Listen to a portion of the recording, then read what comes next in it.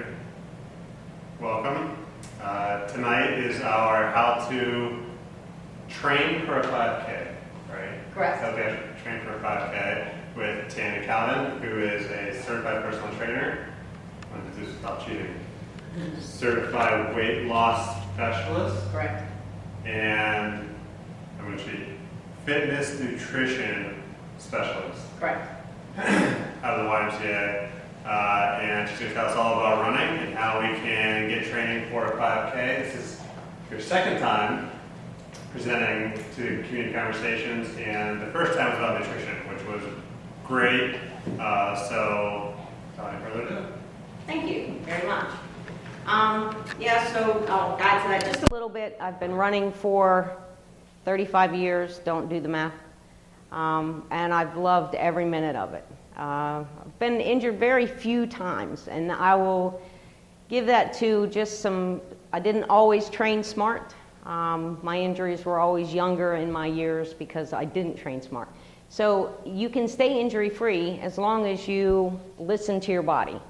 So, and use smart nutrition. The two of them have to play hand in hand. But running's a lot of fun. It doesn't always start out that way. It's not something that you just head out the door and it's always super easy, but it's something that does become easier. So it's just starting smart and it gets easier. And that's the whole point of this, is how can I do this so it's not so super hard, and train smart, not get injured, and enjoy it. Because that's what I would love everybody to do, is love the sport that I do. So we're going to start from the beginning. I did have a training schedule at the door, and for those that may be watching this, I'll tell you at the end how you can get that training schedule. So the interesting thing is, why did you decide to take up running? There's a lot of different reasons why. A lot of people may take it up for weight loss, to obviously get in better shape. Maybe it's to spend some time by yourself. I know I did that as a kid. I grew up in a very large family, so it gave me an opportunity to just get away.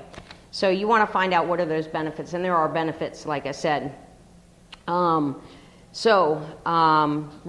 is, I think, one of the best aerobic exercises there are. Maybe I'm a little, could be a little opinionated about that one, but it's great for your heart, great for your lungs. The health benefits are enormous. I'm going to read my notes because I don't want to leave anything out. Everything from the common cold to cancer. I mean, what it can do is amazing. And no, I'm not saying it can cure cancer, but I can say it will help keep things like that away if you're in better shape. So your stamina is going to increase. When you're first starting out, most beginners can experience up to 1 pound a week in weight loss. So if you're looking to do that, hey, this can be something that you can certainly use. It's a great cure for stress, emotional strain, even mild depression. I would love to see some doctors give out running as a something to do instead of handing out always pills. Let's go to exercise as a way to cure some of those issues instead. And it's also been found people that exercise regularly are generally happier. So I'll say that. I don't think I have problems with being unhappy. So running, quite simply, it's convenient. So you don't need any big apparatus. You don't have to have anything special, just a good pair of running shoes, and you're out the door. So that makes it pretty simple. It's not a problem. Motivation sometimes might be, but as long as you get out the door, then generally once you're out the door, you're okay. So running sometimes not always the most social activity. It can be if you're going to road races and things like that. But if you're needing some time just for you, I've always said it's a great way to solve your own problems, solve the world's problems, and have a little time to talk to God. That's what I always do. So it is a great sport. You just have to give it a chance. Many say that running gives you time to be the most creative and self-spoken. And if you think about it, you're spending time with yourself, and you always think you're very creative. So there's a great time to give that some time. Confidence increases when you push yourself past your own limits. So when you think you can't do something, and all of a sudden, yes, you can, because you're getting in better shape, your confidence goes through the roof. And what a great boost for you. I think everybody needs that. It's a sport of self-discipline, sometimes of self-sacrifice, but always self-reliance. So keep that in mind too, and I think you can surprise yourself, because the capacity to do all three and beat what you think you can't do is quite amazing. I know for people that said, you know, maybe one day I'm going to run a marathon, and they think they never will, and then they do, it's unreal. And 26 miles, people are, what? I'm never going to run 26 miles. But like I said, people have said that, and then they do, and they're hooked. And they keep doing it, and keep doing it, and keep doing it. So I know I started running, I'm not going to tell you what year, because then you'll know how old I am. And I said by the time I was 25, I wanted to run a marathon. And I did. I was 25 years old the first marathon. And I've run 7. It's not a whole lot. I know people that have run a ton more, but 7. So I'm done with that distance now. I'm down to half marathons. We'll stay there. But it's fun. And that may sound weird, but it is fun. And it's something that you can get addicted to. But today we're going to work towards the 3.1. So if it's not something that you have done or something you're thinking about doing, it's totally doable. And it's one step at a time, because that's all running is literally one foot in front of the other. It's just keep on, keeping on, and you can do it. So doing a 5K, it's a new challenge. So it's something, like I said, that anybody can do. It's not something that everybody thinks they can do, but you can. It's literally just taking a small schedule and keep going a little bit more at a time. And the schedule that I have for you will show you how you can do that. And it's an 8-week program. So it'll take, in 2 months, you'll be there and not even realize how you got there. And it's totally doable without getting injured. So what I did was, it's a combination that will help you free risk of injury, stress, fatigue, while boosting your enjoyment of running. So that is my goal, like I said. Helps you adjust to the training schedule. Trying to make sure I don't lose anything out here. Does anybody have any questions? I know I didn't throw too much out right now that you may have any questions, but no? Okay, good. For anyone that's watching, because you don't have a schedule in your hand, you can go to meadvilleymca.org, click on the programs, and then you'll see wellness. When you go there, you'll be able to go to the schedule that we're talking about. So, and while you're there, you'll also see under the wellness tab, it's Meet Me at the Corner of Healthy and the Why. With Tammy, that's me. There's all kinds of information there that tells you about nutrition, which will also help you in your training. So add those two together, and that will help you get to your goal. Okay, so there's all kinds of healthy tips there that you can get every week. Okay, I highly encourage that.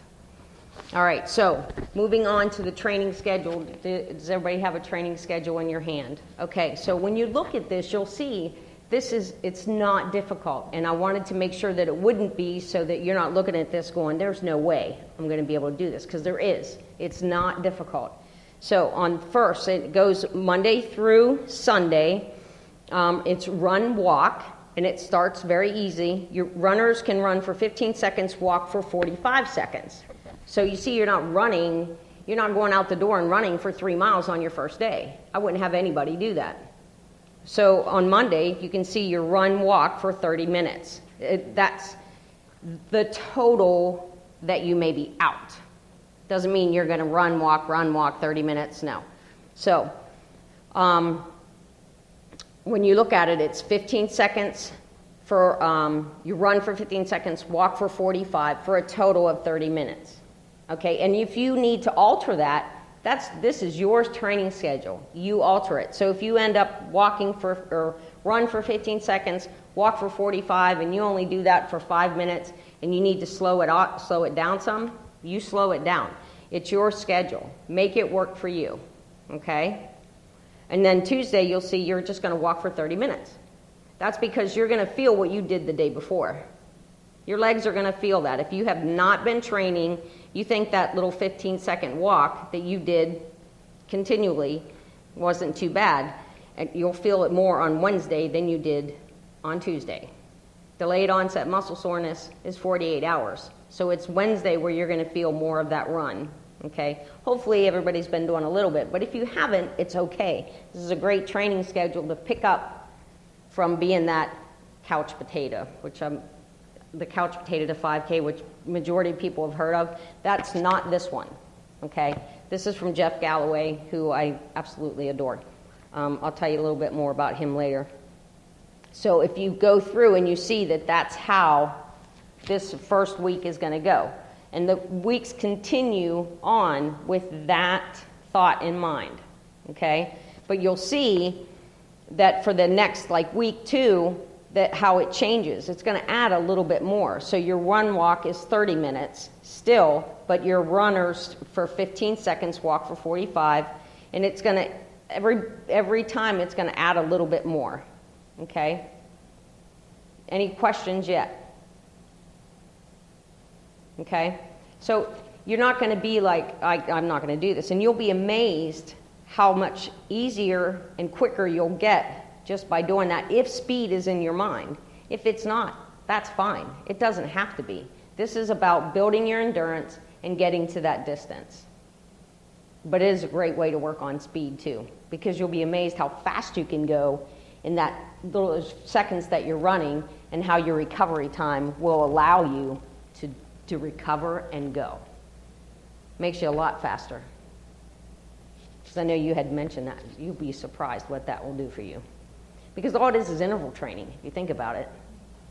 But it's a great way to work on speed. It's a great way to work on body fat loss, if that's a concern. Of anybody, weight loss, boom. This is a great way to train. It hits all those areas. And meanwhile, your heart's getting a lot stronger. So then when it comes time and you're starting to run a little bit more, it's easier. And you don't even know how it happened. You know, and then 3-4 weeks down the road, when you're running for 2 minutes, you're like, this is a cakewalk. How did that happen? Your heart's already used to it. That's where the benefit of the interval training comes. And that you didn't even know how that happened. Okay? So if you flip to the next page and you're then on week 4, so now your runners run for 20 seconds, walk for 40, so you can see you're still out there for 30 minutes. You don't have to live your program, see? But now on Saturday, it's a run walk for 4 miles. So the distance is getting a little bit longer. See what I mean? So you're out there a little bit longer, but you're still, the intervals aren't too much longer. Just the distance increased a little bit.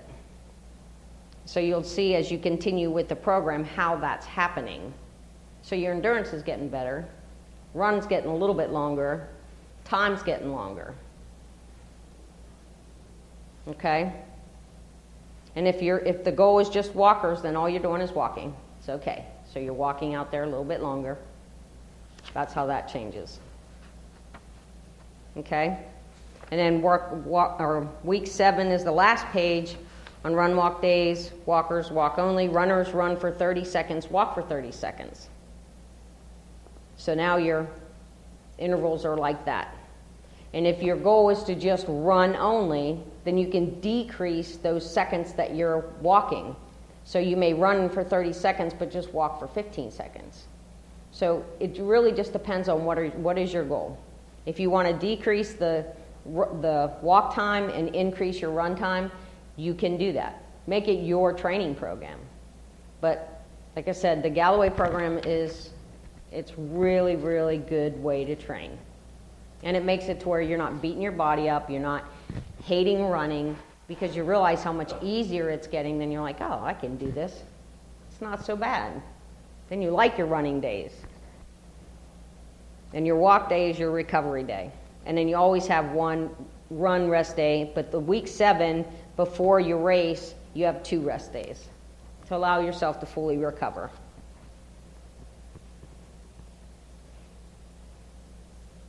Okay? Yep, shoot. What's the magic mile? The magic mile is something that Jeff Galloway does. It's it's where you're actually going to run a mile. And I'll put that on the website. I should have put it on here. It's a timer. What you're going to do is actually go out and run the distance. And depending on what that time is how you're going to do your intervals.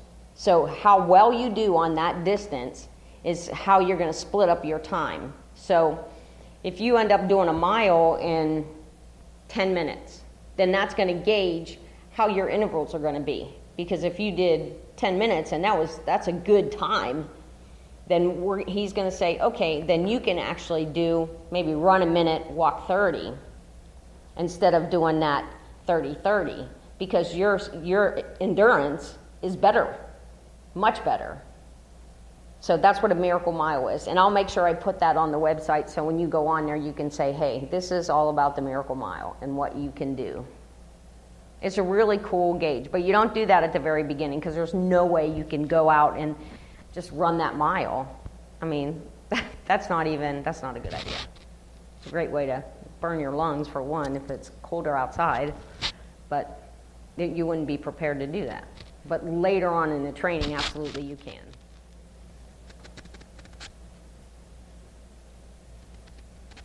Yeah. Anybody? Yep. What about off-road versus on-road and things like that? It really just depends on where you're training. If you're racing on the road, it would make more sense to train on the road. I don't want to say it's never a bad idea to train off the road.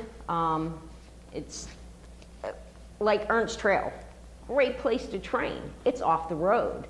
I mean, why wouldn't you want to train there? There's no cars. You're not running into anything. There's mosquitoes. So it just depends, What kind of off-road are you talking about, Like trail running. Trail running's awesome. I mean, heck, we put a half marathon on that trail. That's a great place to train. Again, you don't have car exhaust, you don't have the cars, you don't have, normally dogs unless somebody's walking them, but it's controlled. So, great atmosphere. Why not?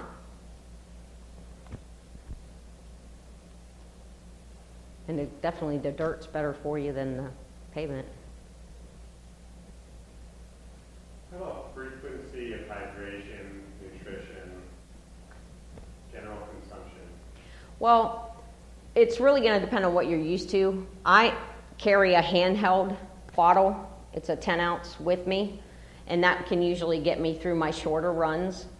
If it's going to be a long run day past 5 miles, then I'm either going to double back and to the house to where I can fill that back up, or I'm planting bottles somewhere, because you got to stay hydrated. That is so important.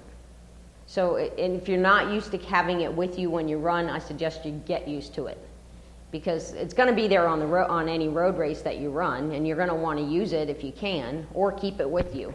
So I just think it's a better idea to get used to carrying something with you. They have so many different kinds that you can have the handheld. They've got the camelbacks where you can literally have something on your back and a hose over your shoulder. I mean, there's a ton of different ways that you can do it, but you definitely want to stay hydrated. It's not worth that being dehydrated and going through the headaches and it's not worth it. It really isn't, and it's very dangerous. Yeah. Shoes. I have sort of carnation. Yep. Slightly flat feet, so I have to go into the podiatrist to get inserts from Mhm. shoes. Can you talk about that for a second? Yeah, well, they're important because we're not all the same. I can watch people run on a treadmill and tell if they supinate, if they pronate, but you have to do that if they have a neutral shoe. You can't put them in a shoe that's made for that and then tell what they do. So, but if you have orthotics from a podiatrist, that's perfect, because that's what they're made for, to correct your imperfections on your feet. But that's what shoes are made for too. So if you supinate, which means your feet make a soup bowl, so if you run more on the inside of your feet, your shoes will correct that, so that keeps your feet more level when you hit. If you pronate and you're a heavy heel striker, your shoes will be made to level you out. And because if you're heavy on your feet, if you have imperfections here, then it goes up. you're going to have injuries either in your ankles, your knees, your hips. It's going to go up. So you need to start with your feet. So definitely, you can't just go buy what shoes are pretty. If that was great, then we'd all have really nice looking shoes. But your running shoes have got to be made for your feet.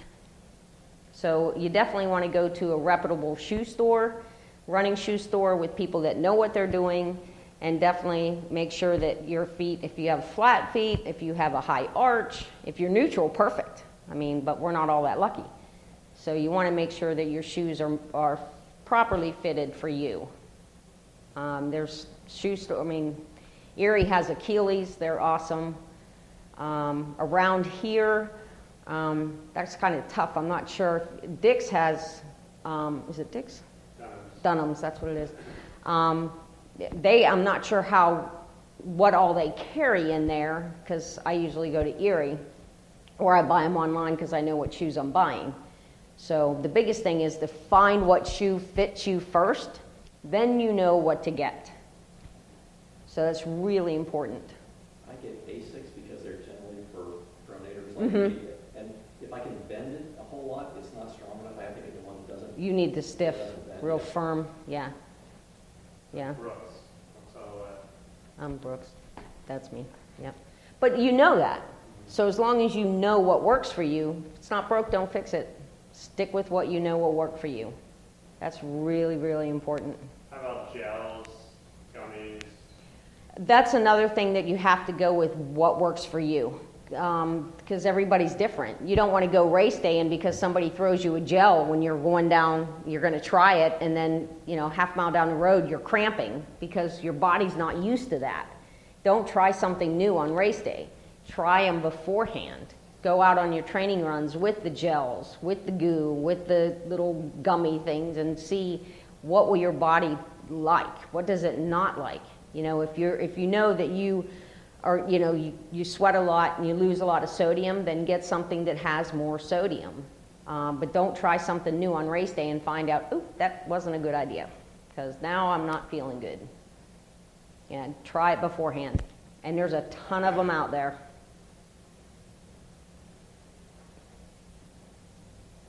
Stretching before, or after you warm up, or? Definitely, you got to warm up first before you stretch. It's like trying to stretch a cold rubber band, it'll snap. You don't want to do that. So warm up first, walk, light jog, then stretch. Definitely afterwards, because your body wants to then. And foam rollers are great. If you know anything about a foam roll, you can always put in YouTube foam roll, like IT band, and a guy pops up and shows you how to foam roll your IT band. It's fabulous. Those things are irreplaceable. And nothing against massage therapists, but boy, they're a lot cheaper. And they work great. Always available. Yeah, there you go. So friction related, I get sometimes my armpits get really raw. Mhm. My inner armpits get real Right. raw. What do you advise? There is, now I'm stumping on what they're called. And they'll give you, when you go to a race, a lot of times they'll give you all these sample packs. But it's Chet for chafing is exactly what it is. And it looks like deodorant, but it's not. Vaseline. Yeah, Vaseline will work too. And it's, and it works great. Any place where you're going to rub. It can be your arm, because boy, that can really, really irritate you. And even here, in between right there, it can rub, and you don't even think anything of it until you're, 4 miles out or whatever, and you're like, dear God, what's going on? And that can hurt. So arms chafing, absolutely. You want to put, Vaseline is great, because it won't rub off. Even when you sweat, it's still going to be there. So it allows. Material clothing, I found. Mm-hmm. I can't wear like that. Cotton's not your best friend. And the wicking material. Mm-hmm. Some of that, yeah. The longer runs, it just Mm-hmm. that starts to get on there. Oh, yeah. Yeah, I'll see guys with blood on their shirts, and it's like, oh, owie. Yeah. Yeah. Mm-hmm. Awkward. Yeah. It's like, that hurts. I'm sorry. Yeah. Yeah. This interval training, Mm-hmm. when you're running and walking, do you go flat out for 15 seconds, or is it a jog? Or do you give it everything you got for that short period of time, then just walk slow for the 45 seconds or so, and then go back and give it everything you got, 15 seconds? I'd start with the jog. Be comfortable. So jog, walk, jog, walk. You know, get comfortable with that first, especially when you're just starting out. You're not going out there to kill yourself. You want to stay out there for 30 minutes. So jog, walk, jog, walk. And as you get in better shape, you'll be able to speed that up a little bit. And you'll be amazed how much quicker you'll get. But don't start out with a sprint, because that 30 minutes is going to feel like 3 hours if you're doing that. So be comfortable. And there's I don't know if you mentioned it, but there's a Galloway watch that you set. Yeah, I have one. Yeah, it's a triathlon watch, and it has interval training on it. So, well, it'll beep and vibrate every like 15 seconds, 45 seconds, 15, whatever. You can set it. Timing is. It has an interval timer on it. 'Cause Yeah, they're fabulous. It was, I mean, longer distances for me at least, I black out as far as like trying to remember. Yeah, where you at? You know, Yeah, they're I mean, fabulous. And it's literally, it's an interval timer, and it's on the triathlon. It's a Timex triathlon watch. And they have timers, and then it goes to interval timers. And you can set the first one for 15 seconds, set the second one to go off a minute later. And it'll literally, every 15 seconds, it'll beep. A minute later, it'll beep. So you know every time that beep is, it's either a walk or it's a run. And it'll go until you tell it to stop. Just keep on going. It is the coolest thing. Yep.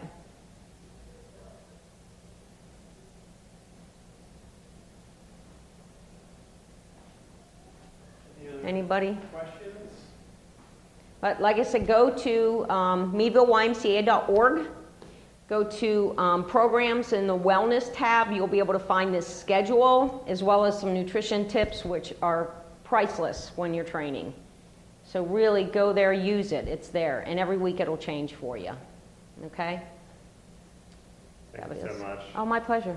It's the Galloway. Yeah. I trained for my first half marathon using it. Yeah. It was amazing. It led me into a full. Can't say enough about the interval it's training. great, It's yeah. fantastic. Yep. Thank you again very much. Oh, my pleasure. Fantastic. Absolutely. Just a reminder, our next community conversation will be on May 9th, and it's about mindful eating. So Okay. tune in then. Thank you. Thanks again. You're very welcome. Fantastic. Thank you.